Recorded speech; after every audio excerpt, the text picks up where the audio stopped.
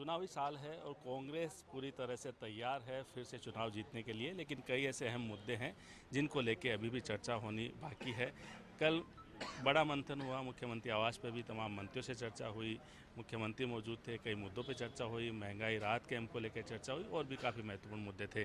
प्रताप जी, अब चुनावी साल है, जीतने की कोशिश की जा रही है और कल भी महामंथन हुआ था एक तरह से। कैबिनेट के अलावा भी कई मुद्दे थे, महंगाई राहत कैंप है और भी मुद्दे जिनके आधार पे कांग्रेस जा रही है, लेकिन अचानक ईडी आ गई है। कैसे मुकाबला करेंगे इन सब?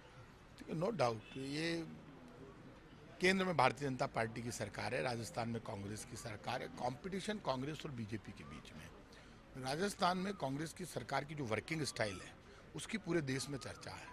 चुनौती बड़ी है और चुनौती इस बात की है कि जब भी आप अच्छा काम करोगे, पब्लिक के हित में करोगे, तब भगवान राम ने कहा है कि जब जब तू किसी को बचाने के लिए, किसी की भूख मिटाने के लिए, किसी की प्यास मिटाने के लिए, किसी का दर्द मिटाने के लिए निकलेगा तो तेरे रास्ते में हजारों रुकावटें आएगी। अब वो रुकावटें चालू हो गई। एक तरफ कांग्रेस की सरकार है जो दीवार तोड़कर भी लोगों को महंगाई से मुक्ति देना चाहती है, रोटी देना चाहती है, रोजगार देना चाहती है और एक ही संकल्प है, कोई भूखा नहीं सोएगा, इलाज के अभाव में किसी की मौत नहीं होगी। इसीलिए तो 25 लाख की योजना लेकर आए कि 25 लाख तक का इलाज फ्री हो गया। पूरे देश में मुझे ये बता दो कि कहीं प्राइवेट अस्पताल में 25 लाख तक का इलाज फ्री होता हो। गुनाह तो नहीं कर रहे, हमने कोई पाप कर दिया क्या? यही तो कहा कि दवाई फ्री में ले लो, इलाज फ्री में करा लो, कहीं दुकान मकान बेचने की जरूरत नहीं है, सबका इलाज फ्री में करेंगे। गरीब हो अमीर हो सब बराबर है। 1 करोड़ लोगों को पेंशन देते हैं, 1000 रुपये मिनिमम पेंशन है। उसको लगता है कि सरकार नहीं, मेरा परिवार है, मेरा बेटा है जो मेरे लिए पेंशन भेज रहा है। कोई गुनाह नहीं कर रहे। अब इन सब के बीच में टकराव शुरू हो गया। टकराव है चुनाव का। चुनाव में बीजेपी और कांग्रेस की तलवारें निकली हुई है। तो नो डाउट केंद्र सरकार के पास बड़ी पावर है, राजस्थान की सरकार के पास छोटी पावर है। हमारी कोई भी एजेंसी केंद्र सरकार के खिलाफ कार्रवाई नहीं कर सकती, लेकिन केंद्र सरकार की कोई भी एजेंसी हमारे यहाँ पर कोई भी कार्रवाई कर सकती है। ये भारत का संविधान है। भारत के संविधान का सम्मान करना हमारी जिम्मेदारी है। केंद्र सरकार किसी भी एजेंसी को यहाँ भेज सकती है, वो एजेंसी जांच कर सकती है, लेकिन एक्शन तो तभी लेगी ना जब कोई बात होगी।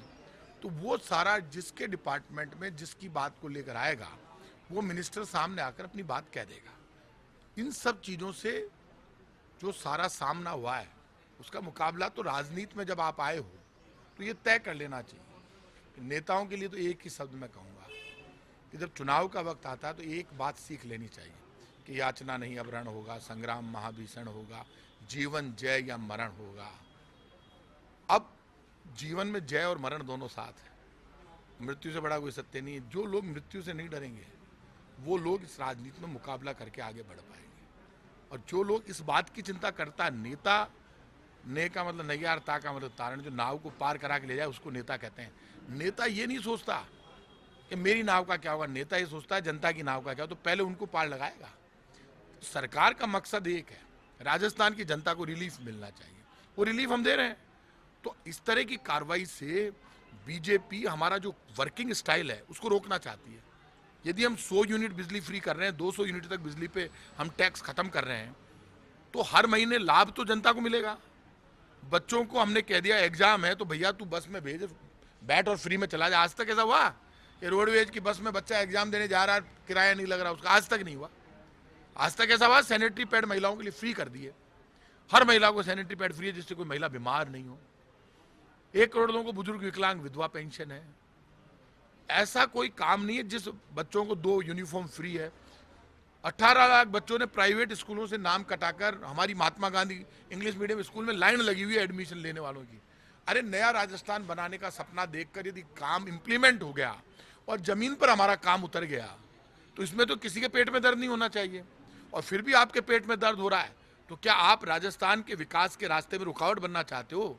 आप जनता को यदि रोटी और रोजगार और महंगाई से मुक्ति देने का काम कांग्रेस की सरकार कर रही है तो बीजेपी के लोगों आपकी ये जिम्मेदारी बनती है। आप हमारी मदद नहीं करो तो कम से कम दीवार बनाकर जनता के काम को मत रोको। अब काम ये शुरू हो गया कि बीजेपी कैसे भी पब्लिक वेलफेयर के काम और डेवलपमेंट के काम रोकने के लिए सामने खड़ी हो गई। तो अभी तो 7-8 महीने चुनाव में है, 6-7 महीने आप अभी से खड़े हो गए। चुनाव आचार संहिता लगने में अभी तो 5 महीने बाकी है, 5-6 महीने। तो भाई साहब ये टकराव तो कभी नहीं रहा राजस्थान में बीजेपी कांग्रेस के नेताओं में। मेरे तो, मैं चाहे कितना ही खिलाफ बोलूं, मेरे तो राजेंद्र राठौड़ से भी दोस्ती है, मेरी तो बाकी नेताओं से भी दोस्ती है बीजेपी के, गजेंद्र सिंह से भी मेरे संबंध, गजेंद्र जी से भी संबंध ठीक है, मेरे तो सबसे संबंध अच्छे हैं, सतीश पूनिया से भी मेरी तो दोस्ती है। हमारे व्यक्तिगत पॉलिटिकल राइवली है, लेकिन बीजेपी जिस स्तर पर अब पॉलिटिक्स कर रही है, वो पॉलिटिक्स इस राजस्थान की पॉलिटिक्स का इतिहास नहीं रहा। राजनीति में कांग्रेस हो या बीजेपी, यदि हम बदले की भावना से राजनीति करें तो वो गलत है, और यदि बीजेपी बदले की भावना से राजनीति करे तो वो गलत है। ये देखिए रिजल्ट, कहते हैं ना हानि लाभ यश अपयश, ये तो सब विधि हाथ है, और विधि सुदर्शन चक्र वाले के हाथ में, तो फैसला तो वो करेगा। ऐसे में कांग्रेस और बीजेपी का टकराव कहां पर आ गया है, आप ये देखो ना, व्यक्तिगत लड़ाई पे नहीं आना चाहिए, वो अब आ चुका है। प्रताप जी, आप विकास की बात कर रहे हैं, विकास के मुद्दे पर चुनाव लड़ने जा रहे हैं, लेकिन भाजपा या विपक्ष कहीं ना कहीं भ्रष्टाचार को मुद्दा बनाने जा रही है। और जैसे मैंने कहा, ईडी एक ऐसा उनका भी जो जिसकी चर्चा मैं लगातार कर रहा हूँ कि कहीं ना कहीं कटघरे में खड़ा करना चाहते हैं भ्रष्टाचार के मुद्दे पर। आपको लगता है कि अटैक होना चाहिए, क्योंकि जो अमूमन बात आती है कि प्रताप सिंह के अलावा कोई आक्रमण नहीं कर रहा, कोई मंत्री है जो होते हैं वो डिफेंस में रहते हैं। एक बात आप समझ लीजिए, कल हमारी कैबिनेट मीटिंग थी, उसमें ये चर्चा हुई है कि बीजेपी हमारे डेवलपमेंट के और पब्लिक वेलफेयर के मॉडल को क्रैश करने के लिए बीजेपी करप्शन को हथियार बनाकर और इस तरह से गिरने की कोशिश कर रही है राजस्थान में कि जिससे हमारी जो योजनाओं की चर्चा है, क्योंकि पब्लिक को घर घर में रिलीफ मिल रहा है, बुजुर्ग महिला को रिलीफ मिल रहा है, नौजवान को मिल रहा है, विधवा महिला को मिल रहा है, विकलांग को मिल रहा है, यंगस्टर्स की आंख में चमक है, हर घर में जैसे बिजली का बिल फ्री जा रहा है। तो जब 90% घरों में जीरो बिल आएगा बिजली का, तो हमारे काम की चर्चा, महंगाई राहत कैंप की चर्चा सब जगह, कांग्रेस अच्छा काम करे वो सब जगह। अब तो बीजेपी ने इसका तोड़ ढूंढ लिया, पॉलिटिकल वॉर है ये, और ये पॉलिटिकल वॉर में बीजेपी चाहती है कि जो इनका डेवलपमेंट का मॉडल, अब आप बताइए, हमने 50 यूनिट बिजली फ्री तो 2 साल पहले ही कर दी, बाकी सब काम हम शुरू से कर रहे हैं। कोरोना में हमारा मैनेजमेंट सबसे अच्छा रहा पूरे देश में राजस्थान का। अब बीजेपी के पास कोई हथियार नहीं है, तो बीजेपी करप्शन को हथियार बनाकर लेकर आई है चुनाव जीतने के लिए।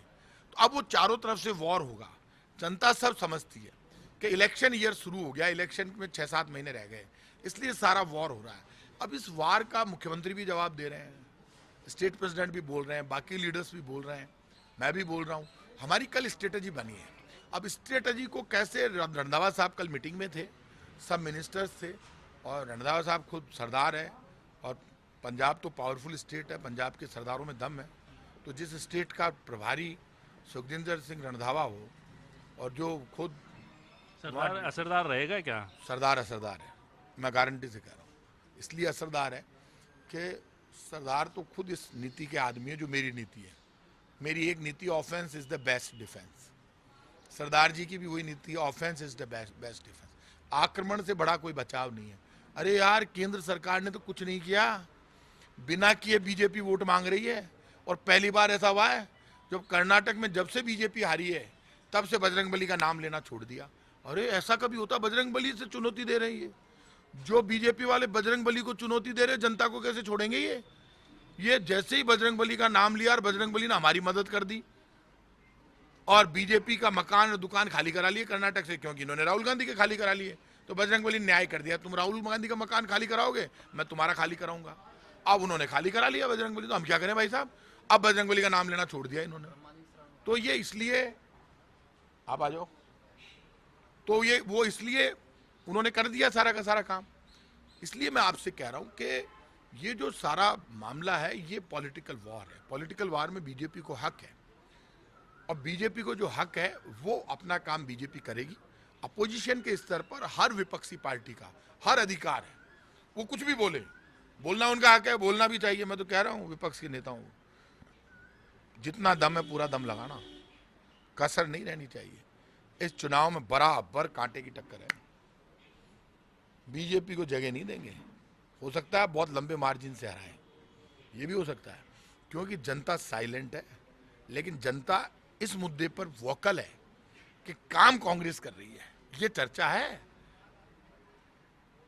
ये सुन लेना आप, चर्चा घर घर में है कि कांग्रेस काम कर रही है। ये हमने नहीं फैलाई है, चर्चा जनता की जुबान पर है कि बीजेपी आड़ा बात करे और कांग्रेस काम करे। ये चल रहा है अभी तो। वॉर शुरू हो गया आपने कहा, लेकिन वॉर में योद्धा चाहिए। प्रताप सिंह जैसे कितने योद्धा है कांग्रेस में जो इस तरह से आप जो मेरे से बात कर रहे थे आक्रामक तरीके से, तो हमें जो फीडबैक इस तरह का आता है कई मंत्री जो है भाजपा के आरोपों का जवाब तक नहीं दे पाते, तो ऐसे योद्धा कितने हैं? कल रणधर साहब ने सब मंत्रियों से कहा है कि सब मंत्रियों को बोलना होगा, चीफ मिनिस्टर ने भी कहा है, तो ये बात तो सबको होगी।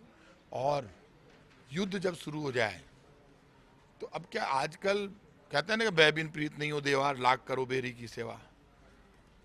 कहते हैं ना कि तुलसी नर का क्या बड़ा, समय बड़ा बलवान, रकाबा लूटी गोपियां, वही अर्जुन वही बाण। वक्त भी बड़ा बलवान होता है। कई बार बड़े बड़े सूरमा वक्त पे हथियार नहीं चलते, लेकिन वक्त भी उसका साथ देता है जो ईमानदारी से अपनी लड़ाई लड़ता है। जो अपने हक के लिए नहीं लड़ सकता वो दूसरे को अधिकार कभी नहीं दिला सकता। आज यदि मैं मेरे अधिकार की बात खुल के नहीं कर सकता तो मुझे राजनीति में नहीं रहना चाहिए। यदि आपके ऊपर कोई गलत आरोप लगा रहा है तो सामने आकर खुलकर ठोक कर बोलना चाहिए। ये चुप रहने का वक्त नहीं, ये हर आरोप का, हर झूठ का जवाब देकर, चुनौती देकर ये बताने का वक्त है कि हम काम करने वाले लोग हैं, हमने काम करके दिखाया है। हमारे काम को आप किसी भी दहशत से, किसी भी डर से, किसी भी चुनौती से झुका नहीं सकते।